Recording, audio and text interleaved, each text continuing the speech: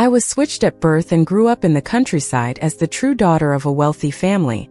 On the first day I was brought back home, the fake daughter whispered mysteriously in my ear, "Do you believe in luck in this world?" I glanced at the menacing little demon on her shoulder and smiled. Of course I do, why wouldn't I? I spent 18 years in a mountain monastery. My master always told me I was a rare genius, but my ties to the mortal world were unresolved, so I couldn't fully achieve enlightenment. Then, a stretch Rolls-Royce pulled up in front of the monastery, and I knew my earthly ties had come to collect. Turns out, I'm the true daughter of the wealthy Green family, and was mistakenly swapped at birth. The fake daughter, Lisa, grew up spoiled and is now a hot star in the entertainment industry. Her fame and wealthy background have fans swooning, hoping she'll marry into their families. The driver wouldn't stop gushing about how everyone in the family adored Lisa. I meanwhile casually checked her birth chart, with an uncontrolled 7 killing star. Her fate was indeed peculiar if she were a girl. Interesting. On the first day home, my biological parents and brother threw me a welcome party to display their noble character. My biological mother was all about consideration. "Jane, it must have been hard for you all these years. But Lisa's 18th birthday party is coming up, and we don't want to upset her. The media will be all over it, so let's not create a scene. Just pretend you're a distant relative staying with us, and we'll announce your real identity after the party." My brother, generous as ever, added, "Mom, don't worry. Give her some cash as compensation. She hasn't seen much being in the countryside. This is a good chance to learn how to spend." I calmly replied, "I don't need to spend money. If I need it, people will send it to me, no need for you to give me anything. After all, those seeking to dissolve disasters are lined up through next year, each wealthier than the last. Money means nothing more than numbers to me." Their expressions, however, showed disdain and pity. "Jane, I've heard all about it. You lived in a mountain monastery. You're young and don't know how hard it is for your master to depend on others' charity. Anyway, don't hesitate to ask for any monetary compensation. Just don't disturb Lisa for now." It was laughable. No wonder my master said my family ties were thin. Clearly, they were lacking here. Such indifferent ties weren't worth having. No need. Since there's no place for me here, I'll return to where I belong. Finally, the entanglements that plagued me were resolved so easily. "You ungrateful countryside girl, if you walk out that door, you're no daughter of mine," shouted my biological father, Bob, furious. I turned and walked toward the door and collided with a girl. "Lisa, are you okay?" Voices called out concernedly behind me. I looked up at this Lisa, full of shock. "Mom, Dad, who's this? A new maid?" "I've never seen her before," Lisa asked, rubbing her head coyly. I paused, focusing on her. My wealthy parents' faces froze instantly. "She's your distant." I bluntly interrupted their lie and revealed the truth. Watching Lisa's face turn pale and tears well up was something to behold. Her acting skills were truly top-notch. My wealthy parents were visibly pained, comforting her. "Lisa, don't worry. Even with her back, you're the daughter we love most." Lisa choked. "Really? What about sister?" She won't agree. "Oh, forget about her. This isn't her house. A countryside girl like her has no say." Watching this emotional drama unfold, I'd have been moved if not for the little demon on Lisa, digging its long black nails into my parents' minds. It wasn't that they were fools. They were disturbed by this demon. I was curious. I'd never seen a demon like this. It wasn't very powerful, yet I couldn't bind it with my powers. Something strange blocked me. "Ha ha ha, finally the true daughter is back. I'm going to drain all her luck." The demon cackled greedily on her shoulder. Who knew she'd still have so much luck after the swap? This was getting interesting. I stayed with the Green family and didn't leave. Lisa begged me, saying this was my home and it should be her who leaves. I knew this wasn't her truth, because I clearly heard the demon say in a robotic voice, "Task updated. Keep the true daughter at the greenhouse. Reward, 10 charm points." Seeing Lisa's eyes light up, I almost laughed. Even demons cosplay nowadays? I agreed to stay. I had a feeling this odd demon was key to breaking through in my spiritual practice. For some reason, my powers couldn't touch it yet, and it seemed unaware I could sense it. But that was fine, I could wait and watch. My first meal at the Greens was satisfying. For all their faults, they had good chefs. Some people have such thick skin. If it were me, I'd be too ashamed to show my face after being proven wrong. How can someone just sit there and eat? I put down my chopsticks and stared seriously at my brother Alex. He taunted back, "Some people take things too personally. Those who speak ill will suffer from mouth sores and bloodshed," I calmly said. Alex's face changed instantly, looking even more entertaining than the ghostly face I caught in the dead of night before. "Jane, what are you saying? This isn't some rural area. Stop embarrassing us with your superstitious nonsense," my dad Bob said, clearly annoyed. Funny how he didn't jump in to keep it fair when Alex was talking. I never lie. Alex wanted to say something, but maybe because he just said not to take it personally, he didn't want to contradict himself so quickly. He held it in, his face turning red, venting his frustration by shoveling food into his mouth. At last, the annoying noise at the dinner table subsided, and I enjoyed my meal. But my parents and brother seemed to feel uneasy, and they quickly finished and left. Eventually, it was just me and Lisa. Lisa elegantly dabbed her mouth with a napkin, walked over, and bending down toward me, whispered conspiratorially, "Do you believe there's such a thing as a lucky constitution in this world?" I glanced at the hideous little ghost perched on her shoulder and smiled. "Oh, totally. How could I not believe that? I heard you grew up in a shabby temple in the countryside. I wonder if you picked up any fortune-telling skills. In this world, some people are just lucky. They get whatever they want. Then there are others with bad luck, who lose even what they have," she said smugly, a provocative look on her face. "Yeah, this is how you get under her skin. Way to go, master. Just keep doing this and she's bound to snap eventually." The ghost's mechanical voice buzzed obnoxiously. "Some people are beneath me. Not worth my time for fortune-telling," I said, done bothering with Lisa, and turned to leave. But behind me I heard the ghost murmur, puzzled, "Weird. Why didn't we get to drain the real daughter's fortune this time? Usually if you just keep beating them down they get disheartened, and it's way easy to steal their fortune." "Oh really? Is that how it works?" I mused over this information. Lisa's coming-of-age party was approaching. My family didn't want me to go, but they couldn't argue with Lisa. She insisted, and I gladly accepted the invitation. I overheard Lisa's ghost suggesting, "Master, the mission's issued. Make the real daughter embarrass herself at the party, and you'll earn 15 luck points." On the big day, the Green family put a lot into the party. They seemed to have invited nearly every family of importance they could. Guys and gals dressed in fancy clothes filled the venue. But I didn't recognize many faces. Seems like the Green family's influence wasn't as big as they thought. Couldn't get the real power players. Lisa wore a stunning long dress, dressed to impress, and was the center of attention. Meanwhile, I was still in my own plain clothes. The whispers were everywhere. "So weird, isn't this a masquerade ball? Why would someone dress like that?" I heard from Lisa, she's a distant relative, probably came to get a glimpse of the high life. Doesn't the Green family provide dresses? Showing up like this is just embarrassing. Maybe she just wanted to stand out, get noticed. So many are into that innocent pure look these days, thinking they're in some romance drama. Typical poor girl antics. "Hey Alex, what relative is she to you guys, huh? Why do you invite her to something like this?" Alex, his face swollen, mumbled a vague answer, unable to speak clearly. My world's quiet spell was working wonders. Time to widen that range as well. Just then Lisa spotted me and flashed a smile from afar. The ghost on her shoulder babbled excitedly, believing it had uncovered my magical disguise. It gave away all the key details carelessly. "Oh, so the pool was where it was happening, mystery event still to come." Tool in use was Lisa's famous sycophant, rich third-gen Lucas. But it didn't matter. Where all spirits were my eyes. Approaching the pool, I casually called forth a drowned ghost girl who told me of Lucas' plan. They intended to wait in the pool and pull me in, maybe film the prank to make me go viral in a bad way.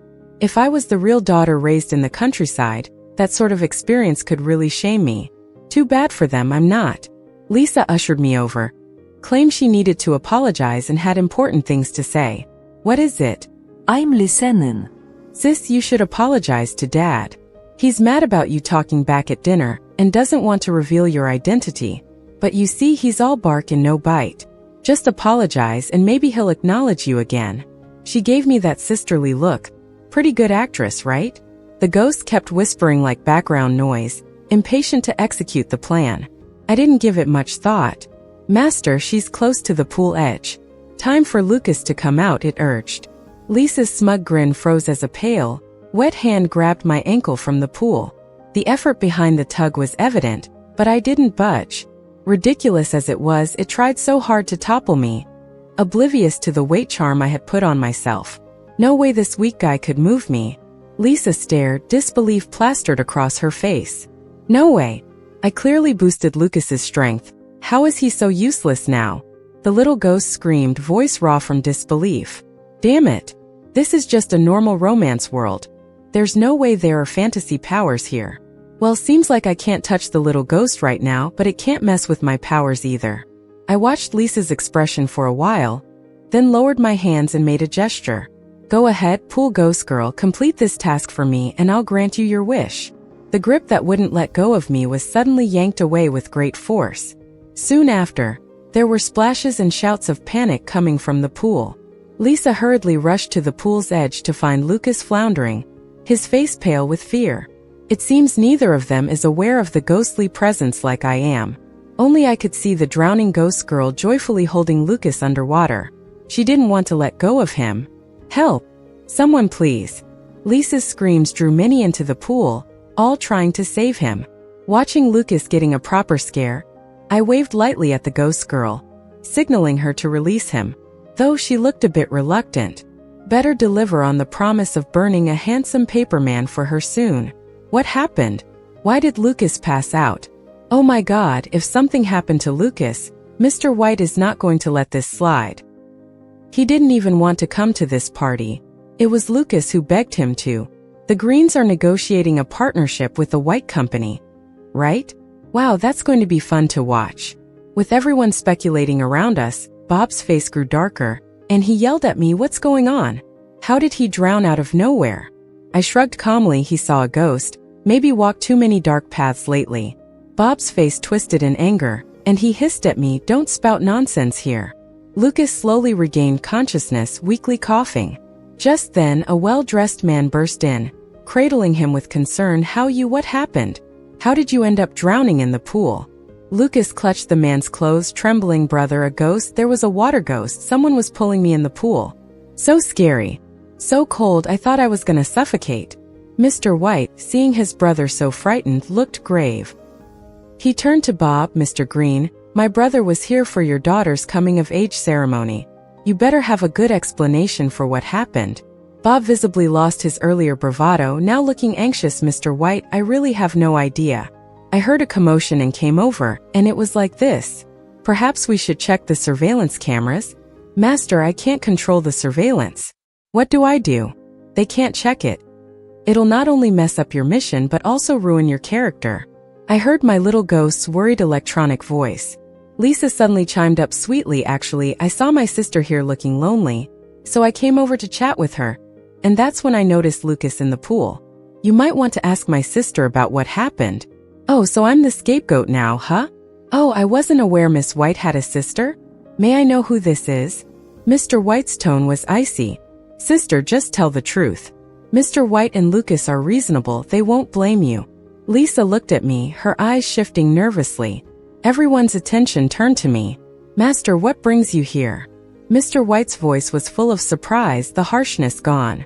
The people around buzzed with astonishment, and the Green family members stared at me in shock. It's him, Frank, an old client of our Taoist temple and the head of Star Group, a real big shot. The White family once had their business targeted with a curse. The old man thought they were finished and begged for my master's help. He sent me to solve it, after which the White family was very grateful, paying their respects every year. Frank, being next in line as the head, knew about me. He seemed very excited. I can't believe you're here from the temple. Why didn't you let me know you were in the capital? My father has been so grateful for the help you gave us last time. Then he looked puzzled. Are you related to the Green family? Before I could reply, Bob jumped forward, quickly changing his tune. Mr. White, I forgot to introduce you to my daughter, Jane. Mrs. White also rushed over, draping an arm around me warmly. We were planning to announce it during Lisa's coming of age. She's our biological daughter, Jane, raised in the temple due to health issues. Now that she's well, we brought her back. With the Green family acting this way, Lisa's face turned sour. Her shoulder-perched little ghost shrieked in rage. What? Damn those money-hungry greens. Who said they could reveal the real heiress now? Its nails grew longer, aiming to pierce into Bob and Mrs. White's minds. I felt a flicker in my heart and secretly cast a golden body charm on the two of them. This spell can create a shield to block harm from ghosts and spirits. The little ghost's sharp, long nails couldn't penetrate it. They just clawed at the air outside. It screeched angrily, "Darn it! My power's been weakened. Just revealing your identity gave the real heiress a boost in luck. Useless Lisa, can't even follow such a simple script." The ghost didn't seem to know that it was my golden body charm that kept the Green family safe from its influence. So that's how it is. Seems like I can't touch this weird little ghost directly, but neither can it fight my power. Meanwhile, I noticed the black aura around it had dissipated a bit. It wasn't as thick as the first time I saw it. Lisa really was lacking a lucky disposition. It must have been this ghost helping her out from behind the scenes. But for some reason, the ghost had a plan in aiding Lisa. It was always hiding its true intentions, pretending to be something called the system in front of her. I looked up at Frank. He's fine, just caught a chill and got scared. I then handed a calming charm to Lucas and told him to wear it. This charm rids negative energy and clears the mind. Once Lucas put it on, his sluggishness vanished, and he felt invigorated. He exclaimed, "Bro, this charm is amazing. I haven't felt this clear-headed in ages. Can you give me more of these? I want to use them for gaming all night." Frank gave his irresponsible brother a glare, and Lucas quickly lowered his head and stayed quiet. "Master, when is a good time for you? My dad's been hoping to see you again," Frank asked. I nodded slightly. "Fate will bring us together," I replied. Unexpectedly, thanks to Lisa, I had a little moment of fame online. The footage from that day didn't capture my embarrassing moments, but rather a precious clip of my biological parents introducing me as the bona fide eldest daughter of the Green family. This clip got posted online and went viral quickly due to the intrigue of high society secrets, a popular starlet, and mysticism. Especially since that starlet was Lisa. Lisa had a ton of die-hard fans but equally as many trolls. This video handed the trolls a golden opportunity. They dug up old dirt and discovered the truth that had been buried for years. Mrs. White never had a second daughter. Lisa was the one mistakenly taken as the fake heiress all those years ago. Her previously crafted image of a privileged lady chasing acting dreams backfired hard, as trolls used this against her. For once, she was no longer met with unanimous praise online. Her label as the lucky star became a joke. Meanwhile, I decided to boost my own luck. Since enhancing my luck seemed to weaken the ghost's power, I wondered how much I could boost it to potentially make the ghost vanish altogether. I felt like I was conducting an interesting mystic experiment, except this time, the subject wasn't a ghost but a person. And the easiest way to boost someone's luck? Enter showbiz. By raising my fame, I'd gather the faith of fans, skyrocketing my luck. Frank, being perceptive, immediately arranged a supernatural-themed reality show for me called Spiritual Adventures. It's an exploration show where celebrities join me to explore haunted locations across the country. The terrifying journey keeps adrenaline pumping, while the stars' frightened reactions provide strong comedic relief. In the end, the shocking reveals leave viewers amazed and shouting in disbelief. This show taps into fundamental human desires, curiosity, fear, and joy, which guarantees its popularity. My role is like the steady anchor. I solve whatever eerie trouble arises. Because of the show's success, my fame and following grew immensely. Conversely, Lisa's luck kept getting worse. Her popularity was dropping fast and she was constantly being exposed for more scandals. Without the Green family backing her, she had to take responsibility for her life. Now, without their protection, all her past diva antics were no longer covered up by quick PR fixes. Even her bullying of female classmates in school came to light. Surprisingly, her acting skills and looks have deteriorated terribly, causing a mass exodus of fans. I glanced at the online comments. Why did Lisa look so different before, like she had some kind of filter? Her features haven't changed, but she doesn't have that heart-stirring vibe. Has her aura disappeared? I can't believe Lisa would bully others. I was bullied myself and I'll never forgive bullies. I'm done being her fan. Such a disappointment. Did she mess up her plastic surgery? Why can't she just hone her acting? Her debut was so refreshing. In a casual chat, Frank mentioned that Lisa's reputation in showbiz is really bad now, so her opportunities have dried up. Without the Green family backing her, and with her declining looks and acting, she's stuck taking subpar gigs, which only worsens her situation. It's probably just a matter of time before she's completely forgotten.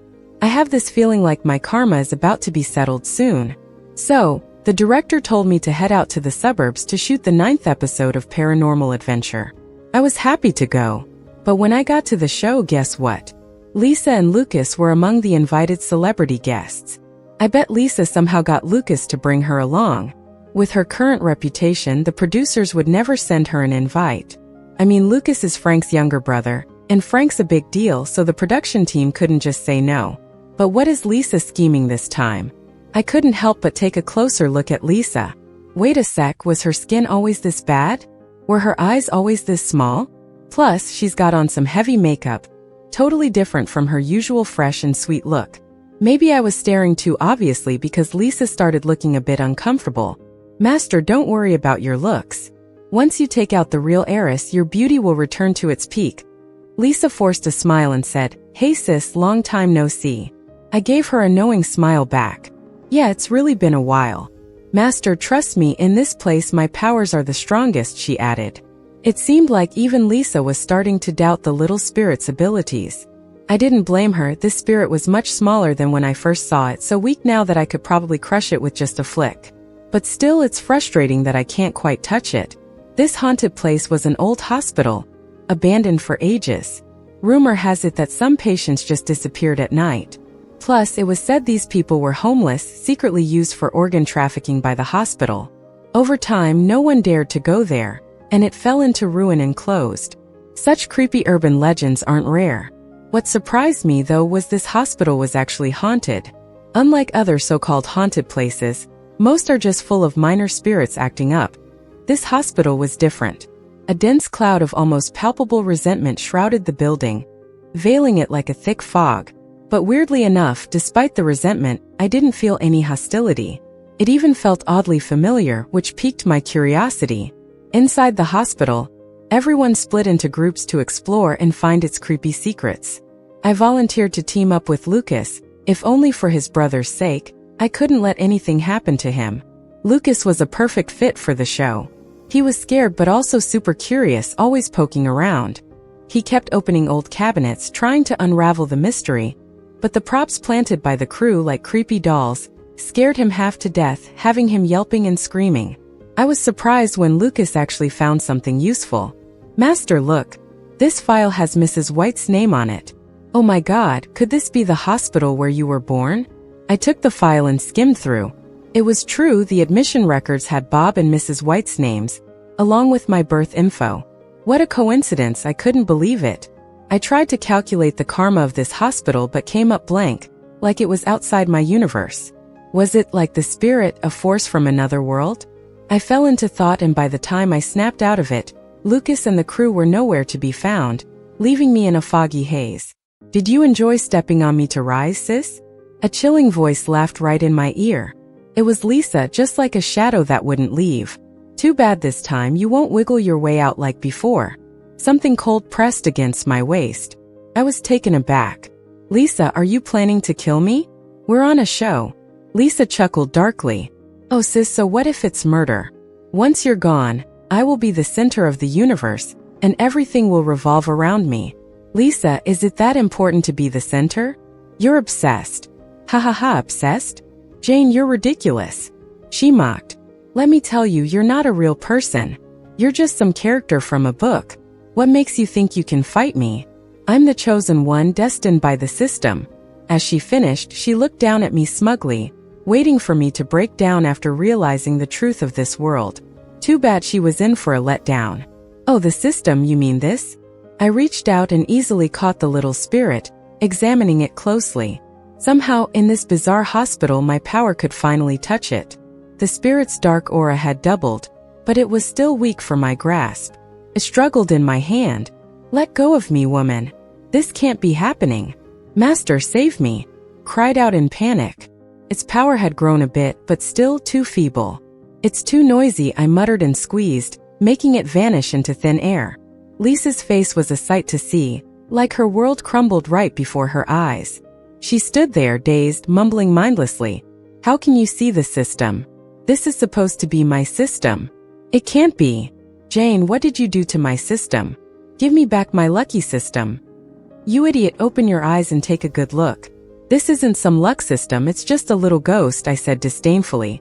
Lisa clutched her head in agony. No way, I don't believe it. It can't be. I have the luck system.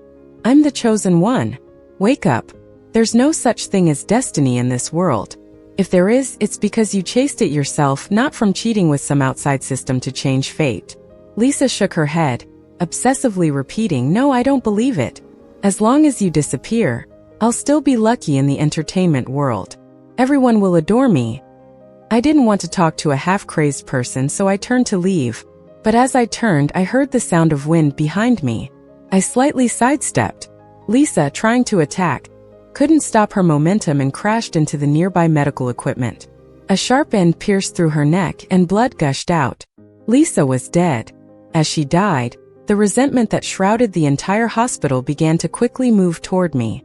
In that moment, almost instinctively, I felt something. I recited a mantra to guide the spirits to peace, blessings and communication. Light shines the 9 springs. 3 souls ascend to heaven. 7 spirits listen to the chants. Leaving the long night of 3 paths, 5 sufferings forgiven. The sea of sins calms its waves, listening to the law, reaching humans and heavens. The resentment scattered, turning into a gentle breeze brushing over my fingertips. I could feel the constraints on my cultivation loosening. It was a profound state. At that moment I felt all-knowing. So I uncovered the truth of the world just as I had suspected. The world I existed in was indeed from a book, and Lisa came to fulfill a mission as a book traverser. Before her, many had entered this world, changing countless lives. Many even died directly or indirectly because of these book traversers, their resentment lingering in the world. This hospital was a passage from another world, a place all book traversers had to pass through. That's why they lingered here, waiting for revenge. Lisa's so-called luck system was actually a virus of the real system. It quietly altered Lisa's target missions to use luck for its benefit. Once its power reached a certain level, it could replace Lisa entirely. Both Lisa and the system virus were so arrogant, treating this world like a game and people as emotionless NPCs they could toy with. Yet, they didn't realize that the resentment from the innocent ones who died because of these intrusions fueled the world's will. After this will was born, Lisa was the world's only book traverser. Once she and the system disappeared, the passage closed, allowing this world to truly free itself from the grip of the book traversers, becoming a self-sustaining world, free from external influence. The world's will took me as a catalyst, secretly granting its power to me so I could protect myself and avoid a tragic fate due to the book traversers. What none of us expected was for Lisa and the system to attempt an attack here. This place is the original world's home ground, filled with the resentment of innocence. With their strength and the passage's presence, the worlds will enabled me to touch the otherworldly system virus. They were always there watching, stirring things up. Otherwise, how else could Lisa have hit that equipment so perfectly? Perhaps everything was destined. The white fog surrounding me dissipated, and under the sunlight, the entire hospital seemed so real. The passage between this world and the other has closed. Finally, everything has reached its conclusion.